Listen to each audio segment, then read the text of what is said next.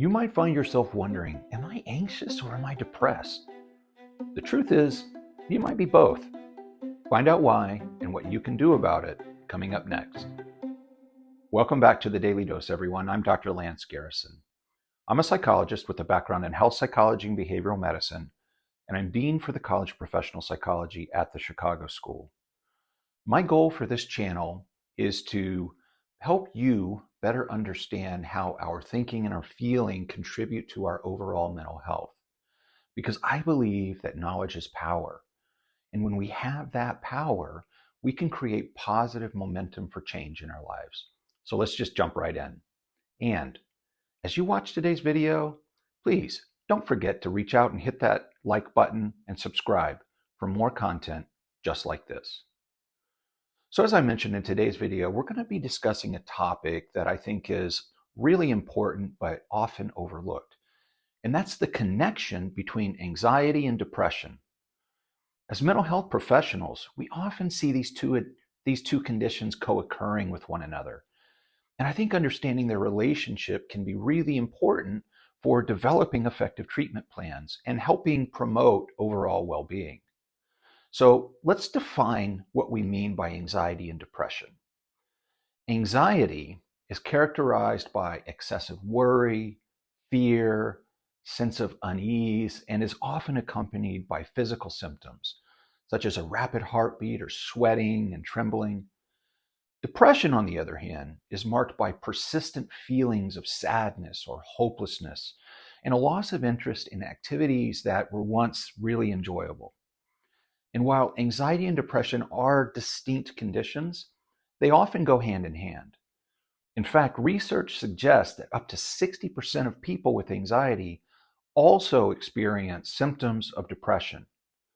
This high rate of co-occurrence is really not surprising when we take some time to consider that the risk factors are shared and the underlying mechanisms of these conditions are similar.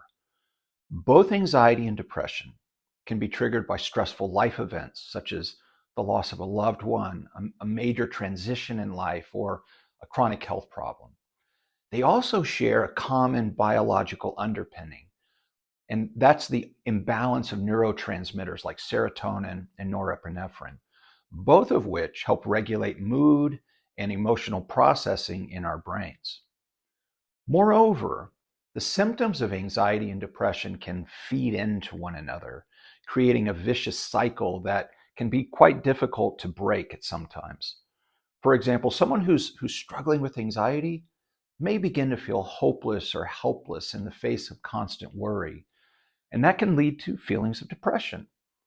Conversely, someone who's depressed can begin to become anxious about the inability to engage in daily activities or connect with other people. And this complex interplay between anxiety and depression can make diagnosis and treatment challenging at times because it's not always clear which condition came first or which one is driving the other.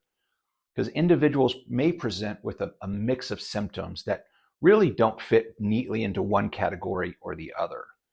And I think that's why it's really important for mental health professionals to take a holistic approach when working with clients who are experiencing both anxiety and depression.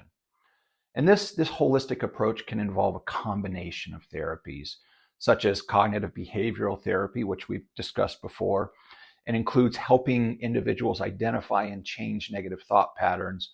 But it can also include therapies such as interpersonal therapy, which focuses more on improving relationships and communication skills. The other part of the treatment puzzle may include medication.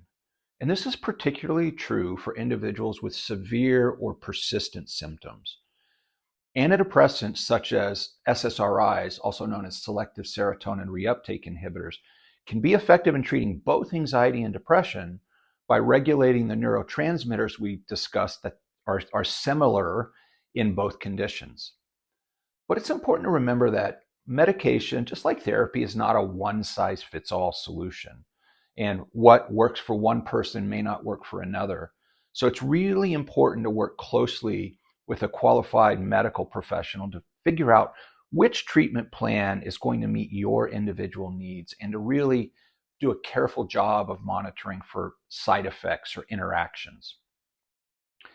In addition to professional treatment, there are many self-care strategies that can be helpful in managing anxiety and depression. And we've discussed these in previous videos. And they include things like exercise, getting your diet on point, having a good sleep schedule, and stress reduction techniques like mindfulness and deep breathing. It's also important when we're feeling symptoms of anxiety and depression to reach out for support from our friends and our families or other support groups, because connecting with others who understand what you're going through can be really validating and empowering and energizing, and ultimately help combat feelings of isolation and loneliness that go along with anxiety and depression. And remember, if you're struggling with anxiety and depression, I promise you're not alone. And there's hope, because with the right combination of professional help, self-care, and support, it's very possible to effectively manage these conditions and live a full and a meaningful life. As always, thanks so much for joining me as we've explored anxiety and depression in the relationship. I really hope this video has provided you with some insights and a sense of hope. Until next time, please take care of yourself and take care of each other.